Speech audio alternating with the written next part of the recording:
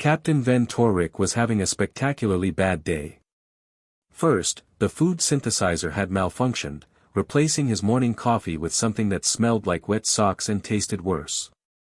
Then, the Confederation had rerouted his ship, the modestly impressive cruiser Audacity, away from its scheduled patrol to investigate what was almost certainly space debris. And now, his maintenance crew was trying to convince him they'd found a human child floating in the void.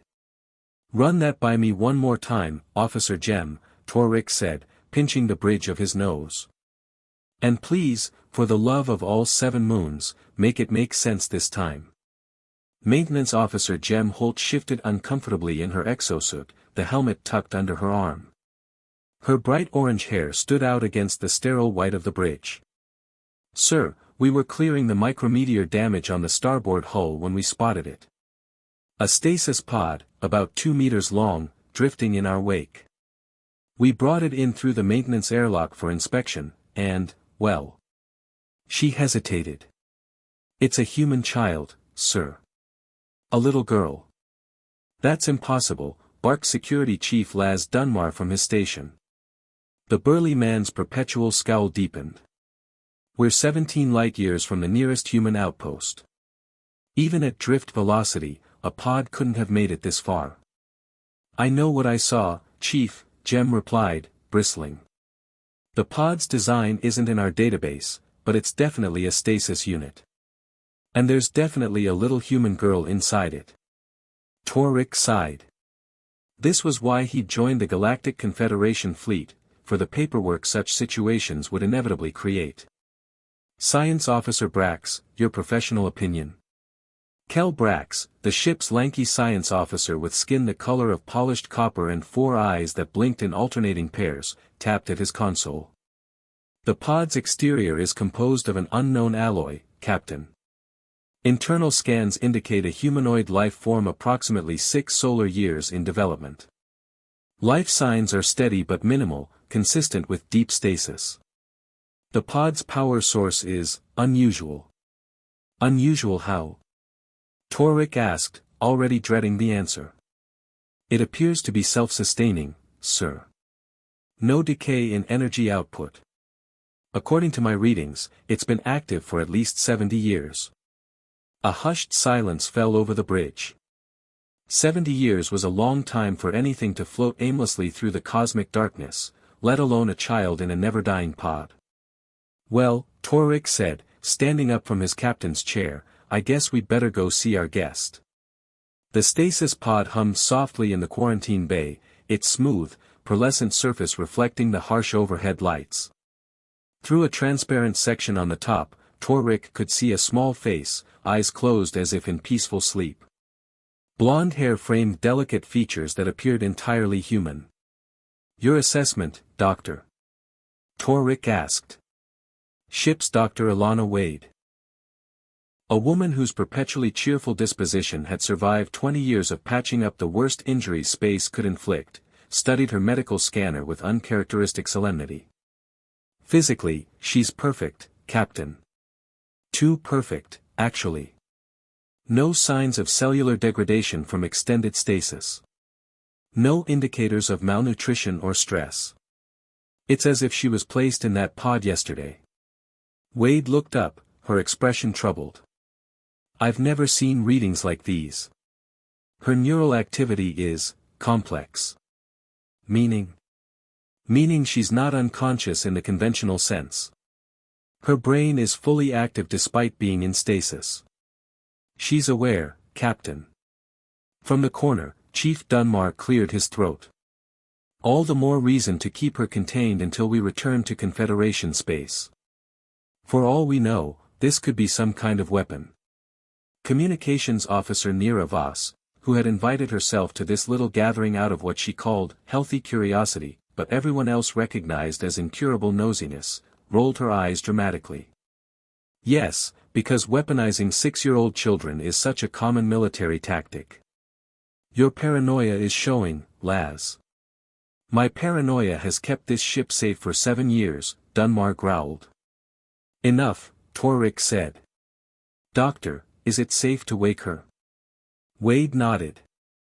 "Medically, yes. But there's no telling what psychological state she'll be in. 70 years is a long time to be aware while in stasis. Torrick considered his options. Confederation protocol was clear: unknown entities were to be transported to the nearest secure facility for evaluation. But something about leaving a child, even one found in impossible circumstances, in stasis for the 3-week journey back to Confederation space felt wrong. Wake her up, he decided. But maintain quarantine protocols. Wade pressed a sequence on the pod's control panel, which responded as if they'd been designed to work together. The hum changed pitch, and the transparent section slid open with a soft hiss. For a moment, nothing happened. Then, 2 small eyes opened, startlingly blue and immediately alert. The child sat up and looked around the quarantine bay, taking in each face with an intensity that seemed at odds with her apparent age. "Hello," she said, her voice clear and unafraid. "My name is Penny. Thank you for finding me." Torrick felt a chill run down his spine.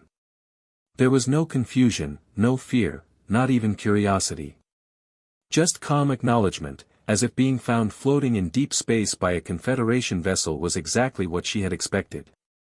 "Hello, Penny," Wade said gently. "I'm Dr. Wade. How are you feeling?" "I feel adequate, thank you," Penny replied, the formal language sounding bizarre coming from her small frame. "Has significant time passed since I entered stasis?"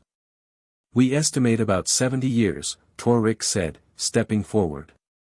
"I'm Captain Torrick of the Confederation vessel Audacity. Can you tell us how you came to be in that pod?" Penny tilted her head, considering. "I was placed there for safekeeping. My family's ship was under attack. They said someone would find me eventually." She looked around the room again. "Where is my pod's companion unit?" Jem, who had remained silent until now, frowned. "Companion unit? We only found your pod, Penny." Something flickered across Penny's face, the first hint of emotion she'd shown. "I see. That's unfortunate." "Penny," Wade asked carefully, "do you know what year it is?" "Time is relative in space, Dr. Wade," Penny replied with a small smile. "But based on your uniforms and the design of this vessel, I would estimate it's approximately the galactic year 2379.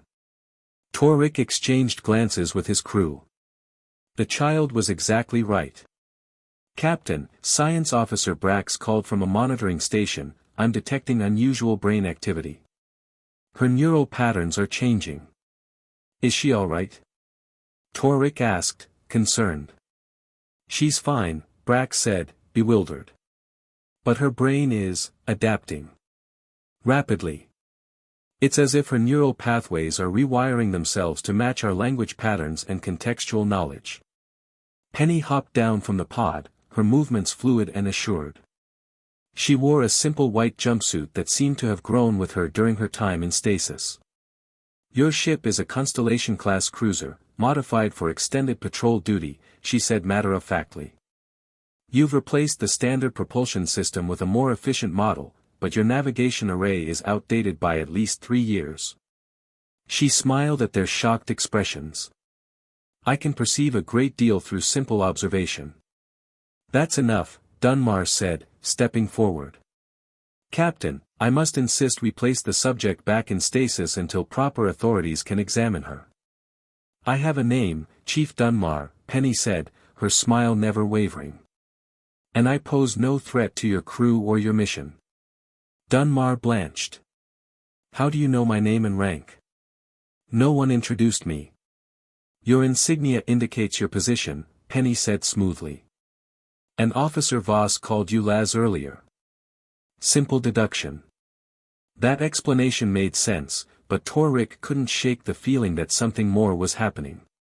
"Penny, do you know where your family might be now?" The girl's smile faded slightly. "They didn't survive, Captain. I'm the only one left." Despite the clinical delivery, there was genuine sadness in her words. Torrick made his decision. "Dr. Wade, complete your medical evaluation." Once Penny is cleared, assign her temporary quarters under observation. I'll inform Confederation Command of our situation. Absolutely not, Admiral Keen's hologram declared. Return to Starbase 7 immediately with the subject contained. This situation requires specialized expertise. Torrick stood alone in his ready room, facing the Admiral's flickering image. Sir, she's just a child. Preliminary tests show no signs of disease, weapons, or other dangers. A child who's survived 70 years in an unknown stasis technology and can apparently read your crew like a data file, Keen countered. Our xenopsychologists need to evaluate her properly. Your orders are to proceed to Starbase 7 at maximum speed. Maintain observation but limit interaction. Understood, Admiral. Torrick didn't bother hiding his displeasure. One more thing, Captain, Keen added. Record everything. Every word she says, every action she takes. Something's not right about this situation. After the Admiral's image vanished, Torrick sat heavily in his chair. The Admiral's paranoia mirrored Dunmar's, but he couldn't entirely dismiss their concerns. Penny was extraordinary, too extraordinary. His comm unit chimed. Captain, came Brax's voice, we're experiencing unusual power fluctuations in multiple systems. Source. Unknown, sir. They started shortly after we changed course for Starbase 7. Maintain course. I'll be right there. On the bridge, Torrick found organized chaos. Officers moved between stations, running diagnostics as warning lights flickered across control panels. Report, he demanded. Power surges throughout the ship, Brax explained. Life support is unaffected, but we're seeing communication disruptions, navigational errors, and intermittent sensor failures. Could it be related to the stasis pod? Unlikely, sir. We've isolated it completely. The ship shuddered slightly, and several displays went dark before reactivating. Where's Penny now? Torrick asked. In her assigned quarters with Dr. Wade, Voss replied. Do you think she's causing this? I think we need to rule out all possibilities, Torrick said. Dunmar, with me. They found Penny sitting cross-legged on her bed, with Wade monitoring her from a chair nearby. The girl looked up as they entered, her expression serene. Hello, Captain Torrick. Have you come to ask about your ship's malfunctions? Torrick hesitated only briefly. Are you responsible for them, Penny? Not directly, she replied. But they are happening because of me. She stood up, suddenly seeming older than her physical appearance suggested. Captain, they shouldn't have sent your ship to find me. You should have left me drifting. Why? Torrick asked, feeling a creeping dread. Penny's blue eyes seemed to darken. Because now they know exactly where I am. And they're coming. The lights flickered throughout the Audacity as Captain Torrick stared at the small child who had just casually announced their impending doom. Who's coming, Penny? He asked, with the forced calm of someone who's seen too much weird stuff in space to be properly alarmed anymore. The ones who were hunting my family, she replied simply. The ones I was hidden from. She walked to the viewport in her quarters and gazed out at the stars. They've been waiting for someone to find me. Dunmar's hand moved to his sidearm. Captain, I recommend we return her to stasis immediately. That won't help, Penny said without turning around. They can track the pod's energy signature now that it's been activated. The ship lurched violently, throwing everyone off balance. The emergency lighting kicked in, bathing the room in red. Bridge to Captain, Brax's voice came through the comms, we've lost primary power to decks 4 through 7. Backup systems are responding, but propulsion is offline. The bridge was in chaos when they arrived.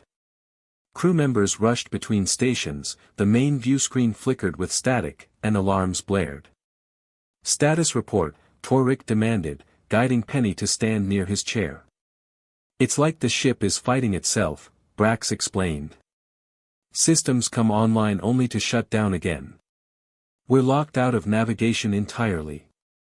And something's broadcasting from inside the ship, Voss added. A signal I can't block or trace. All eyes turned to Penny, who sat swinging her legs in Torrick's captain's chair. Is that you? Torrick asked. Are you broadcasting something? Not intentionally, Penny replied. My pod was designed to emit a specific signal once activated. Think of it as a homing beacon. Suddenly, every system on the bridge went dark.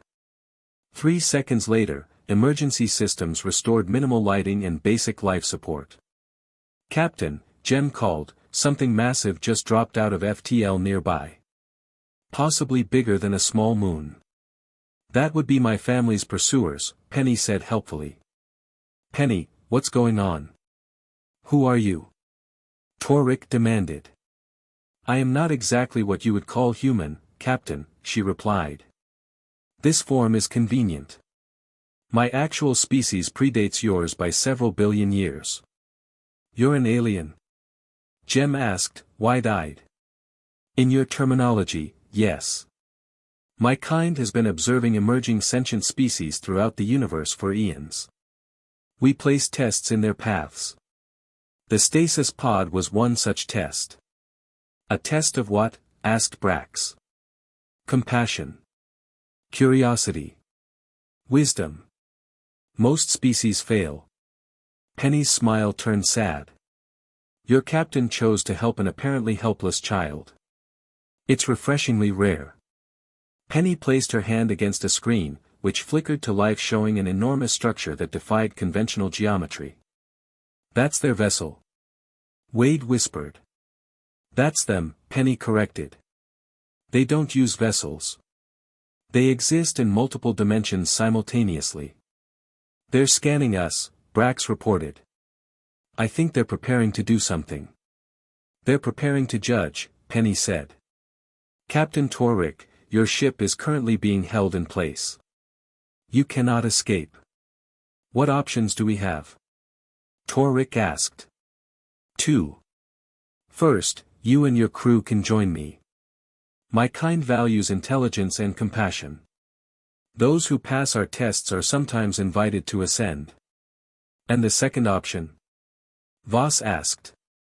You refuse, and my associates determine whether your civilization deserves to continue existing.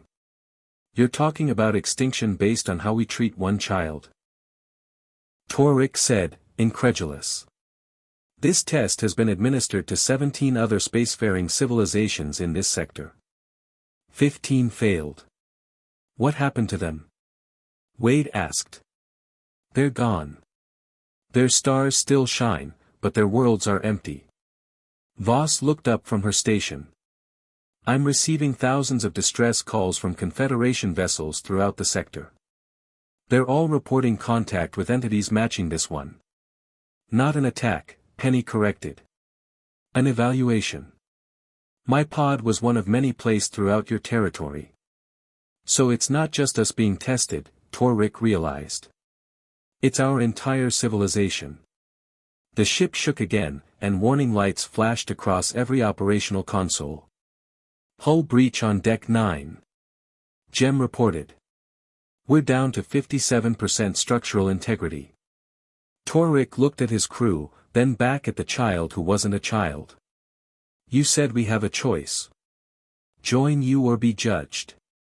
But I choose a third option. Penny tilted her head. There isn't one. There always is. Torrick straightened his uniform. I reject your test entirely.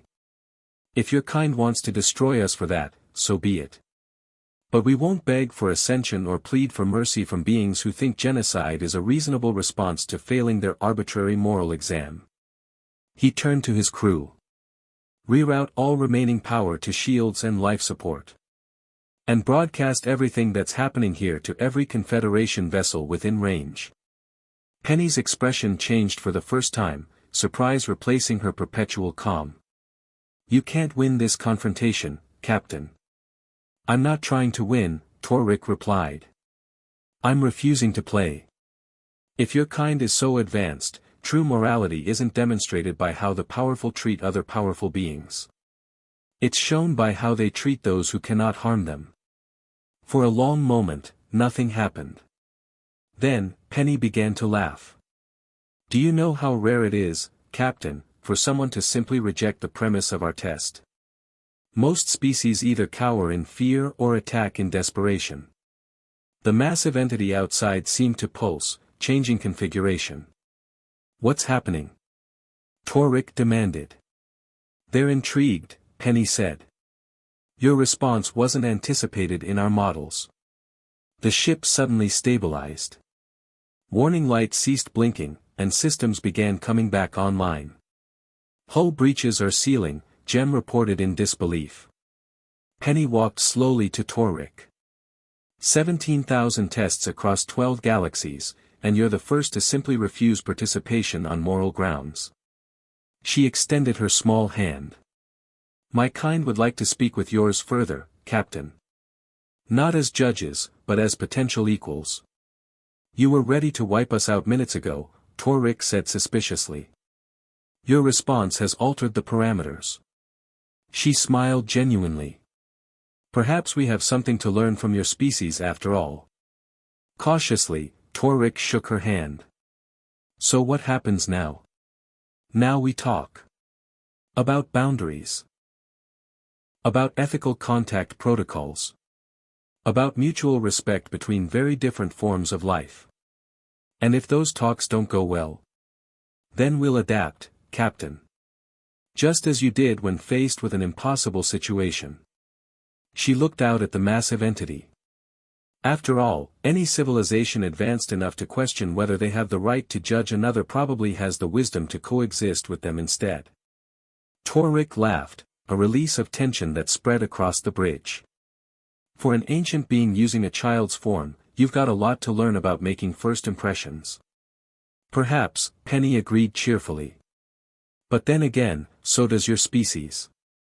Flying around the cosmos, opening strange pods you find floating in space. She gestured around the bridge. Look where that got you. As the Audacity systems returned to normal, Torrick couldn't help wondering if finding a child adrift in space was just the beginning of humanity's strangest adventure yet.